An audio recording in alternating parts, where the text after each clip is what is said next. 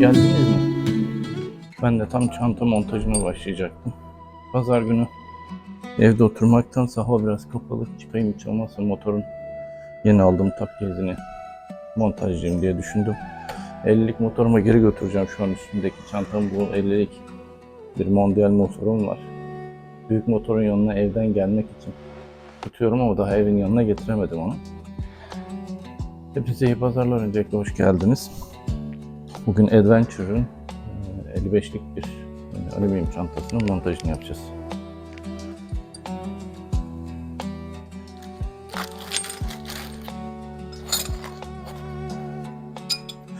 Bana sadece bir tane alyan anahtar lazım bu iş için. Başka da bir şey lazım değil. Onun için şu taraftaki malzemelerimi şöyle yerine doğru şöyle kambunu burada. Tornavidamızın sapı. Burada bir şeyler daha var. Her şey kaskın tutacağı.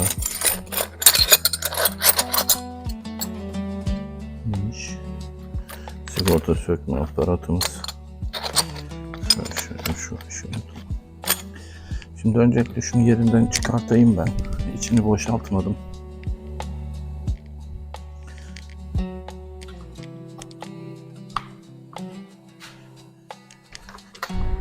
Aşağı yukarı bastırarak.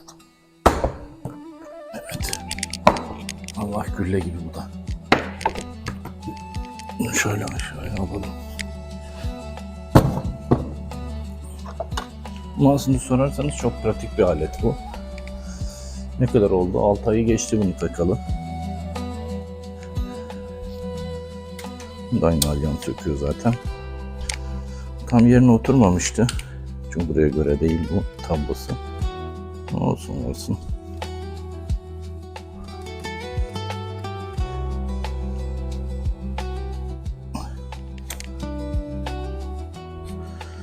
Şimdi bunu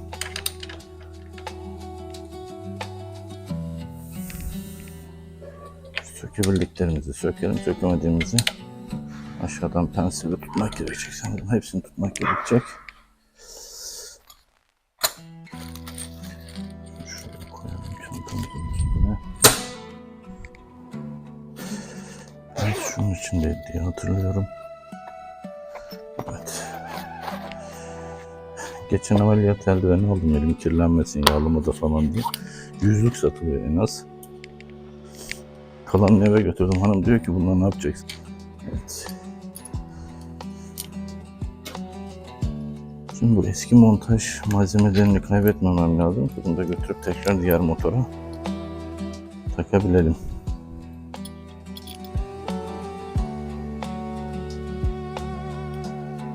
Şu bir.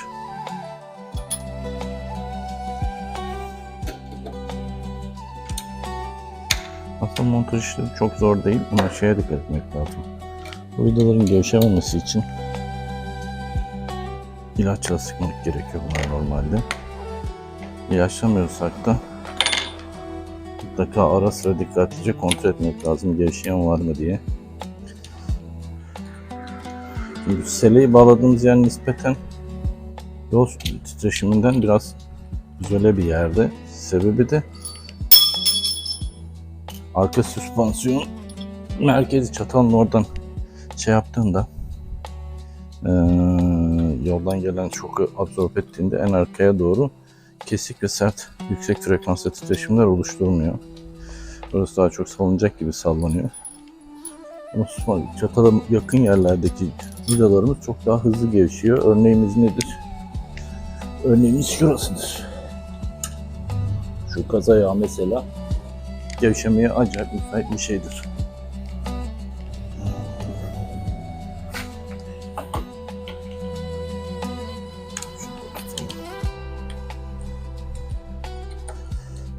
Genelde bu aletler 4 vidayla sabitleniyor.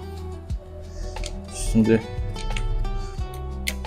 Adventure'dan alırken şeyi söyledim, modelini söyledim. Sordular çünkü ona göre ayak göndereceğiz diye. 2025 Transalp ile 2024 Transalp'ın burası farklılaşıyor mu bilmiyorum.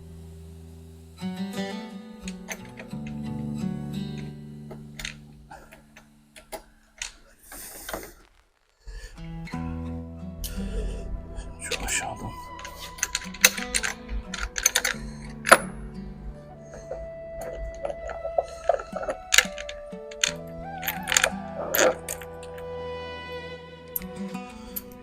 Bazen yıldan yıla parçalar değişiyor.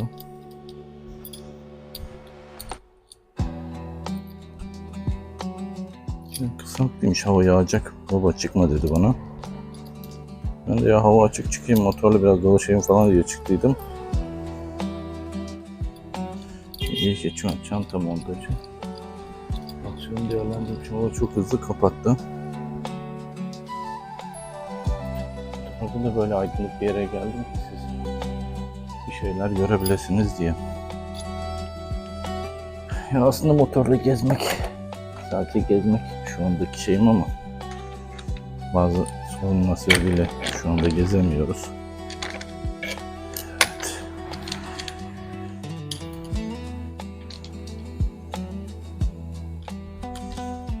Gezemiyorsak da hiç olmazsa faydalı bir iş yapalım diye çıktım işte bugün böyle.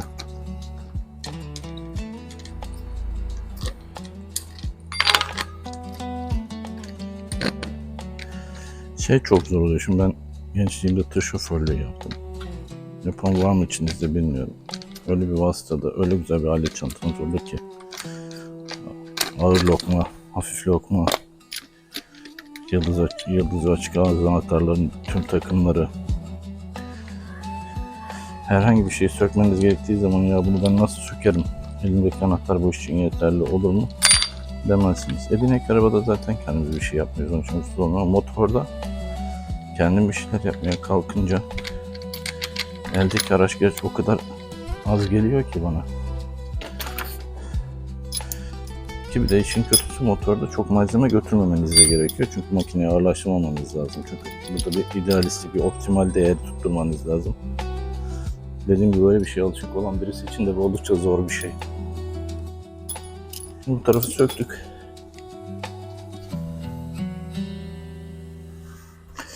Şimdi şu yeni makinamızın tablosunu bir çıkaralım artık yerinden. Şuradaydı o tablo, bakayım. Evet.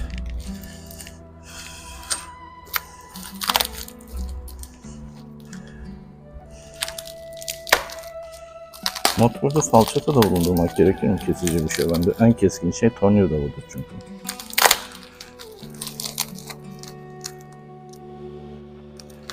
Şu çoklu anahtarda vardır değil mi? Şöyle çevirelim. Varsa bıçağı şurada bunun. Bu bıçak değil. Bu bıçak bir tarafında. Yok mu lan bir bıçak? Ha, şurada.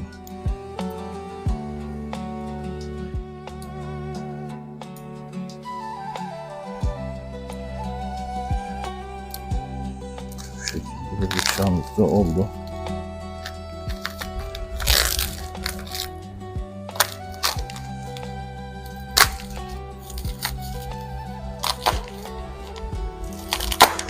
Videonun buralarını keserim ben. Bazı yerlerde değerli oluyor da video kaydını durdurmuyorum. Özellikle bazen aklıma bir şey geliyor.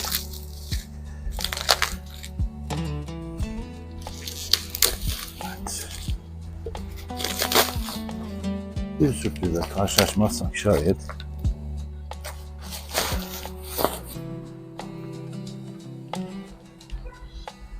Tablomuz burada. Şimdi bu tabloyu nasıl yerleştireceğiz buraya? Çanta buraya geleceğim diyor. Şöyle olacak. Bakalım bir de delikleri yerine denk gelirse. Geldi mi? 1, 2, 3, 4 tane. Şahane. Şimdi şunu şöyle şu kenara koyalım. Şimdi kendi içinden bir tane set çıktı. Bu setin içerisinde neler var? Bir tane şöyle. Ya sen de şu ekranı bir aç kardeşim. Sen de şöyle uzatıcı bir tane plastik var. Videoyu geçirdikten sonra alttan şu şekilde destekleyeceğiz. Aşağı geçtikten sonra ters tarafta bunu bağlayacağız.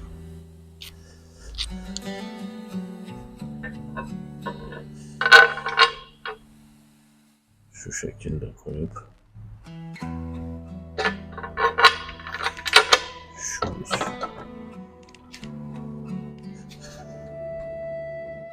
Bakalım buradan ne kadar çıktı. Aa, şahane.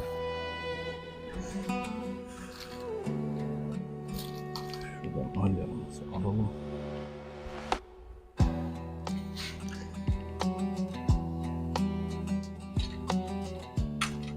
Şuradan şöyle tutturalım.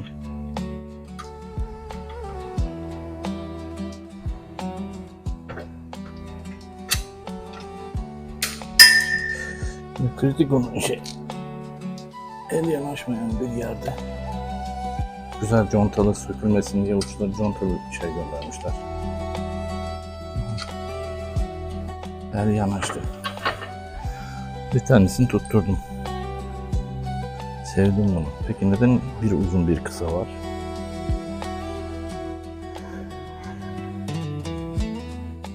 Kısayı da alt tarafa mı koymamız için acaba? Kaç tane kısa var bakalım? 1, 2, 3, 4 tane kısa var.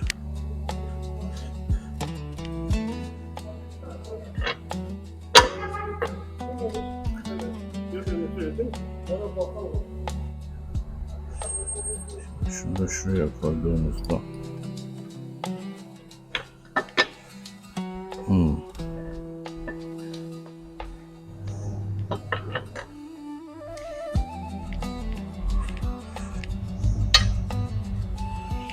teyzemin yeni çanta demirini az önce takarken video çekmek istemedim çünkü anahtar takımım uygun değil, biraz zorlayıcı oluyor. Şöyle göstereyim size. Neden böyle gösteriyorum? Bir sebebi var. Sizi şimdi bu aşamada daha önce bu çantayı bu takkeyzi monte ettiğim videodan bir bölüm göstereceğim. Orada çünkü bir sorun yaşamıştım. Ardından da bu sorunları bu çantayla ilgili biraz konuşacağız. Birazdan görüşelim. Şimdi bizim makine için ayrıca şeyler açmışlar.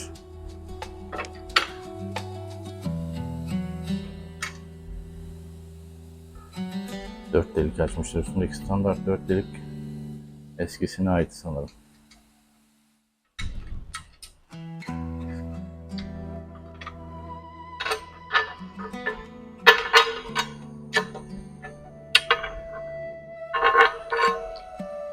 Bakalım.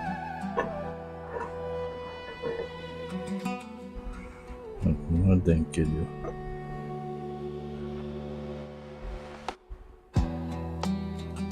Ama neden bu kadar büyük açmışlar ki bunu?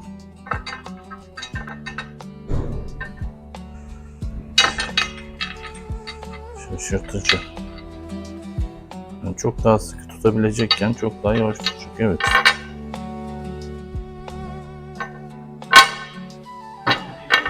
Matkap başınızı mı kurtarmadı gençler?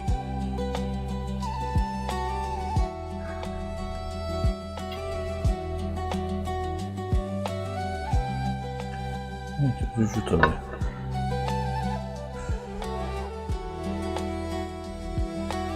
Şurada havada kalsın diye sanırım. Şu anda bir miktar yıprandım çünkü bu açılan çeliklerin çok az kısmını tutuyor. Kafasına pul gibi bir şey takmak lazım. Bunların var mı pul?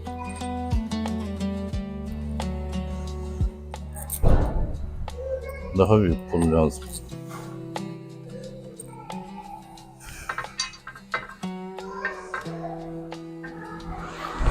Şöyle göstereyim.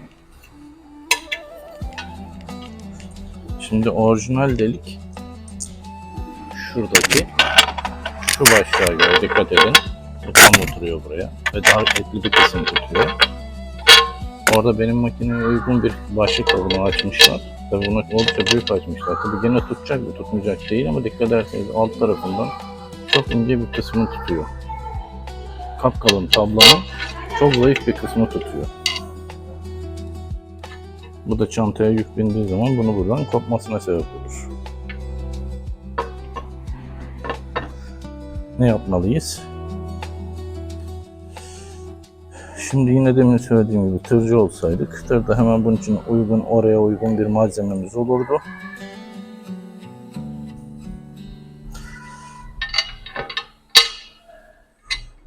Onunla bu işi hallederdik.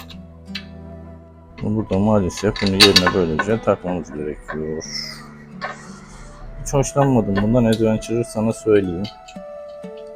Bu videoya rast geliyorsan, senin ustan her kimse bu delikleri açıveren sana, o ustanla bir görüş bence. Kardeşim, bu takacağımız havşalı başlığa bu matkapla bu şey açılır mı?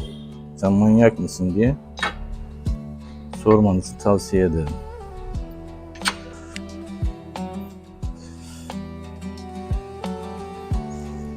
Şu pulları koymamız gerekiyor ki pulu koymazsak çantayı tutan yerimiz bize dönerken sıkıntı yaşayabilir.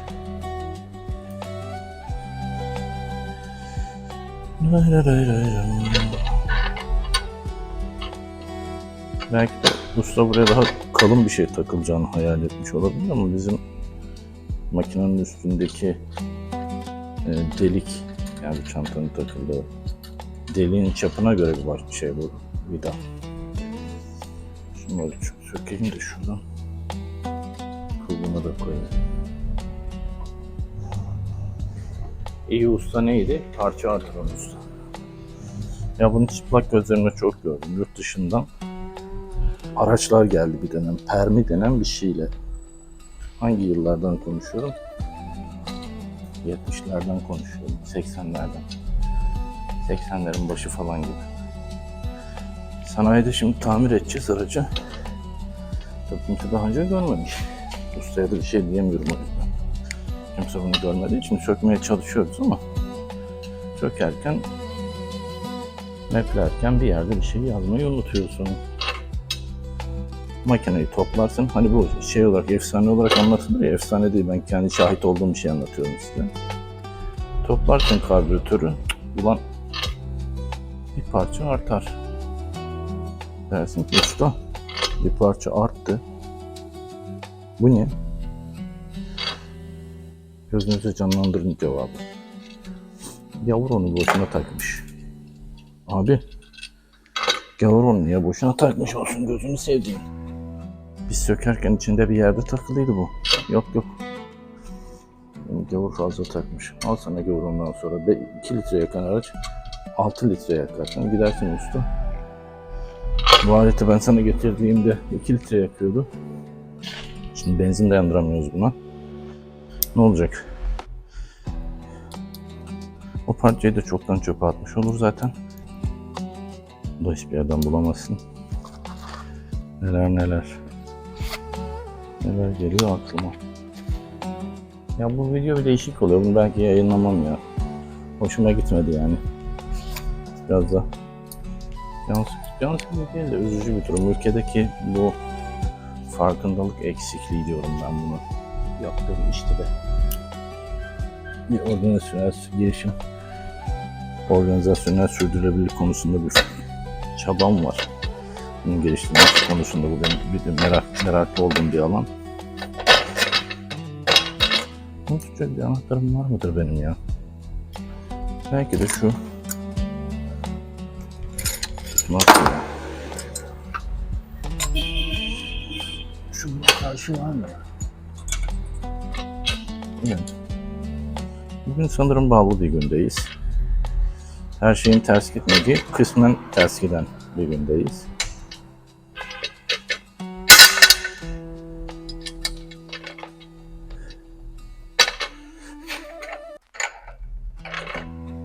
Kısmi zorluklarla uğraşıyoruz.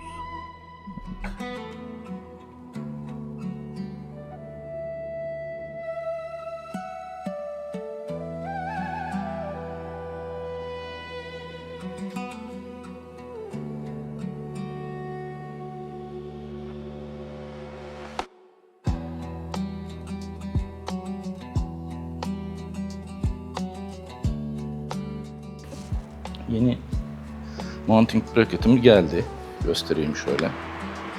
Öncelikle yenisini göstereyim. Bakın buraların da orijinal olması gereken yerlerinde vidaladım bunu buraya. Şurada da hatta kendi Adventure logosu da var. Şu arka tarafı ihtiyacıma göre düzenledim. Şu anda artık kullanılmaya hazır. Birazdan çantayı takar bakarız. Ne oldu peki bu süreç boyunca? Ben cumartesi günü monte etmiştim çantayı. Artık monte etmişken dışarı çıkmayayım dedim. Canım da biraz sıkılmıştı yaşanan aksaklıktan dolayı. Firmayı aradım. Pazartesi günü WhatsApp kanalından bir mesaj yazdım. Yazmamdan 10 dakika sonra falan oradan bana fabrika müdürlüğünün WhatsApp'tan iletişim problemi için numarası geldi. WhatsApp'tan durumu anlatan bir mesaj yazdım. 5 dakika geçmedi bir beyefendi beni oradan geri aradı. Osman Bey yanılmıyorsam ismi yanlış hatırlıyorsam kusura bakmasın. Fabrika müdürüymüş Adventure fabrikanın. Yaşanan sorunla ilgili çektiğim videoyu kendisine ilettim. Yanlış bir plaka size gönderilmiş. Muhtemelen ellerinde yoktu. Sizi de mağdur etmemek için deliklerini delip göndermişler ama orada kullanılacak şeyle işte saplamayla ilgili yanlış başlıkla açılmış falan diye durumla ilgili sorunu bana ifade etti. Hemen yeni bir tane size plaka ayarlayıp gönderiyorum dedi. Tamam dedim, ben beklerim dedim. 2 hafta içerisinde yeni plaka elime geçti. Bugün de yerine taktım. Bu süre zarfında ne zaman yazsam, ne söylesem hemen telefonla dönüp, WhatsApp'tan yazmayıp hatta telefonla dönüp durumla ilgili bilgilendirdi beni. Bunlar fırınlandığı için boyandıktan sonra hemen ellerinde hazır olmadığı için plaka kesilse de ilk hafta gönderemedi bunu. Ben sorun değil dedim o kadar. Çünkü zaten geçen hafta da çıkacak bir durumum yoktu. Annem biraz rahatsız. O yüzden motora binemiyorum zaten bu ara. O yüzden bu şekilde bir videoda yapıyorum. Bugün dışarıda çekmek isterdim size ama hiç dışarı çıkasım yok açıkçası. Taktım. Dedim çıkan plakayı ne yapayım size, epey bir ağır aslında. Ya bakarız ona, önemli değil, öncesinin sonu çözülsün dedi. Onunla ilgili de gelişme ne olur ne biter bilmiyorum. Şimdi çantamızı üstüne koyacağız. Çantanın üstüne yeni stickerlar falan aldım. Onları yapıştıracağız.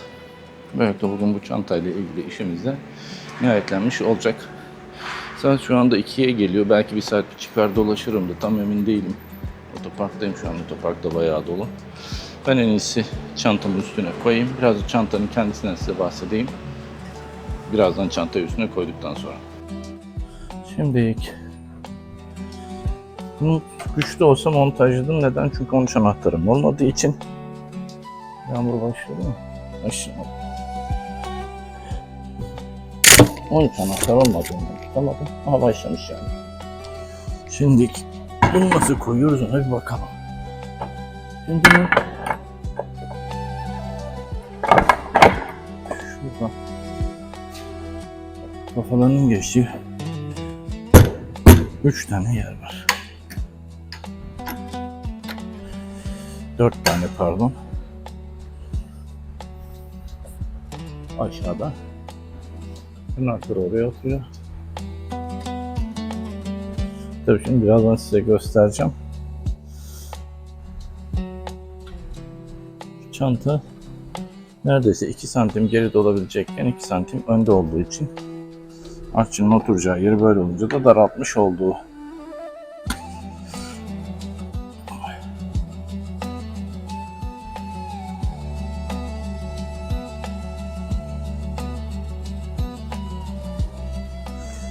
Bu buradan düşer mi?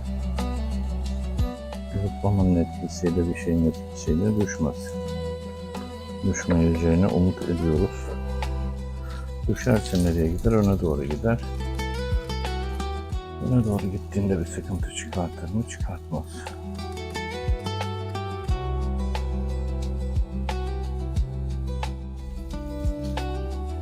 Neyse hadi selameti kapatalım da fazla canımızı sıkmayalım.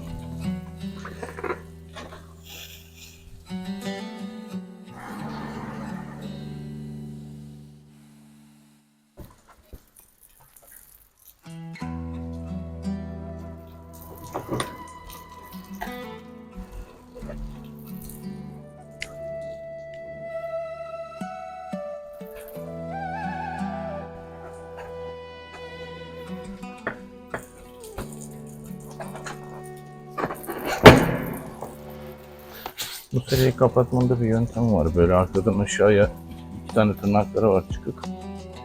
Onları geçirerek bastırmazsanız da havada kalıyor.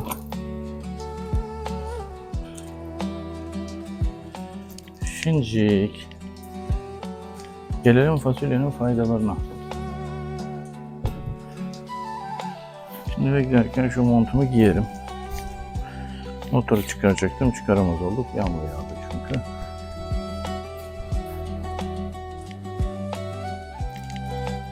Şu kaskımızı da içinden çıkaralım.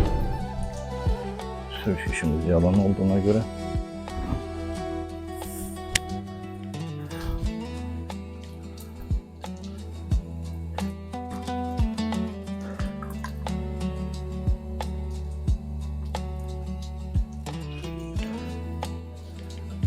Birer ikişer eşyalarımızı bir koymaya kalkışalım.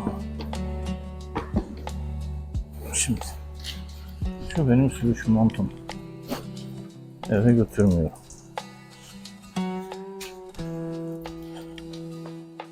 Şu da onun bir parçası. Eldivenler. Bu ne? İlk yardım kiti. Şu ilk yardım kitimizi şuraya sallayalım.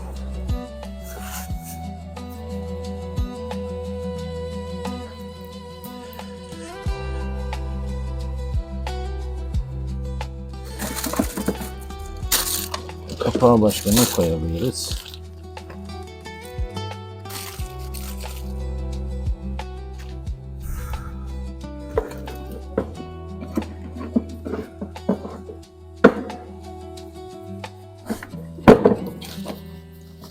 Yedek eldivenlerimiz var.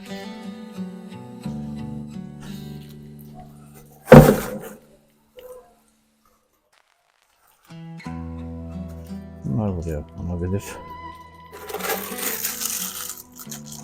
Şu zincir koşunu çıkarıyoruz altına. Yeter, oraya daha fazla bir şey koymaya gerek yok. Şimdi benim şöyle bir tane malzemem var. Bunun içerisinde bisküvi, su, acil yardım malzemem burada duruyor.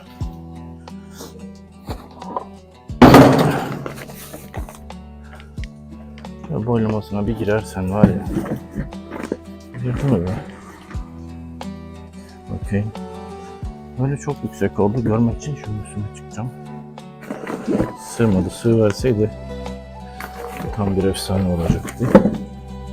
Önemli değil.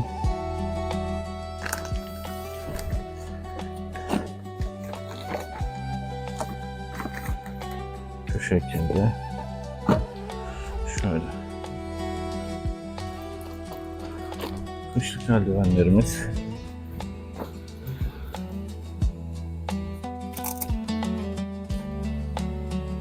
Bunları da şöyle koyalım.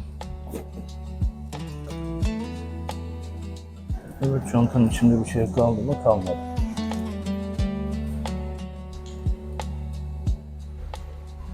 Şimdi peki şu kameranın takılı olduğu tripodu alacağım oradan.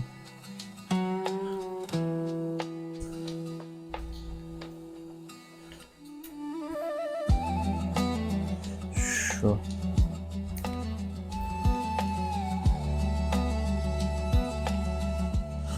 Yani omuzun içliği. Şu içliği şöyle geçirsem kendi kendine şey yapabilir mi? Fermuarlanabilir mi buraya? Şöyle yapsam. Evet, takılmıyor. Şimdi bu içliği yanımda her zaman bulunduruyorum. Havanın yarın sabah soğuyabilme ihtimaline karşı.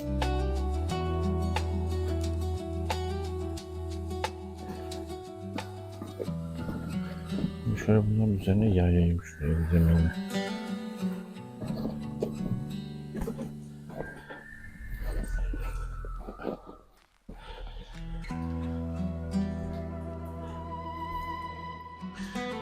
Evet, içeri koyacağımız neyimiz var?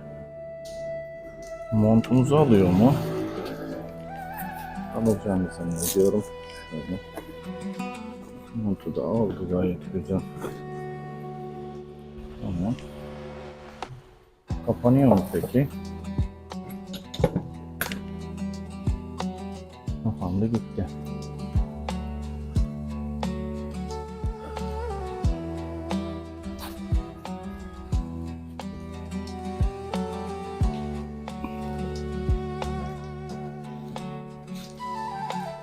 Taşıma sapı da üstüne mi kalsa içine mi koyacağım bilemedim.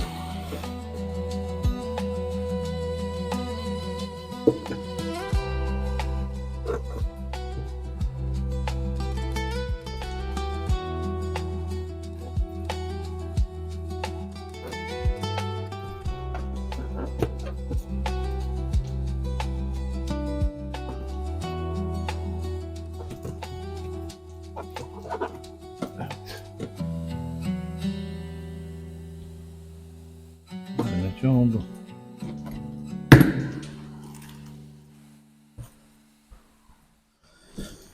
Diğeri kadar aldı.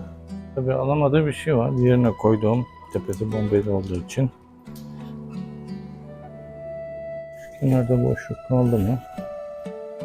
Kaldı. Şu var bir. İçinde ne var şu anda bakalım.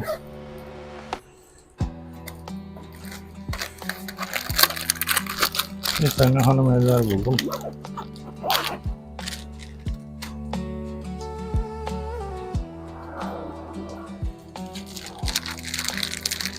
SKT'sini görmüş şu an. 18.2026. Şimdiki.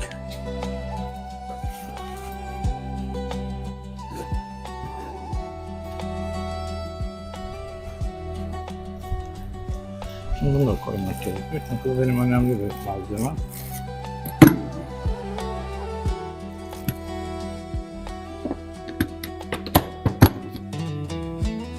Tamam.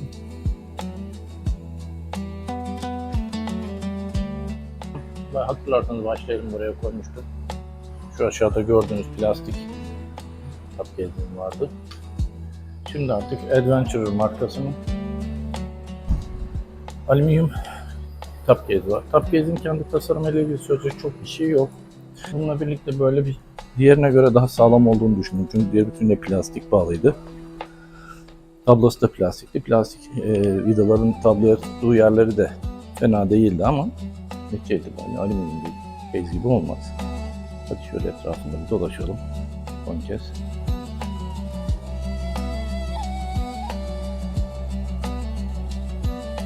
Eşyalarımı aldı. Diğer plastik top case'im kadar malzeme aldı günün sonunda. Bu memnun edici şeylerden bir tanesi. Peki durduk yere Adventure'ı nereden aldım? Ben Adventure İstanbul kanalını takip ediyorum. Oradaki yorumları seviyorum. Oradaki hocaların bu işle ilgili bilgi seviyesine güveniyorum. Çünkü pek çok videolarını izledim. Kanalda bu çantayla ilgili bir tane video görünce bu çantayı almaya orada karar verdim. Yerli bir üretici dendiği için. Cephe kompozit yerli değil mi? O da yerli. Bu farklı bir şey olsun dedim. Onun için bunu aldım. GP'yi sürekli kullanıyoruz. Farklı üreticilerin ürünlerini de deneyimlemekten zarar gelmez diye düşündüm. Onun için de bu malzemeyi bunu aldım. Bakalım önümüzdeki dönem gezintilerde bize nasıl bir sonuçlar verecek, neler hissettirecek. Beraber yollarda görürüz. Zaten bir zorluk çıkarırsa da sizin de haberiniz emin olun olacaktır. Çünkü burada benim 10 aylık bir motorculuk maceram var. Bütün denediğim şeyler hayatımdaki ilk deneyimlerim. Yani ikinci deneyimim değil. Hepsini ilk kez deniyorum. Bakalım bu çantayla da deneyimlerimiz nasıl devam edecek. Birlikte görürüz. O zaman başka bir hafta sonu, başka bir sürüşte, başka bir zamanda görüşmek dileğiyle.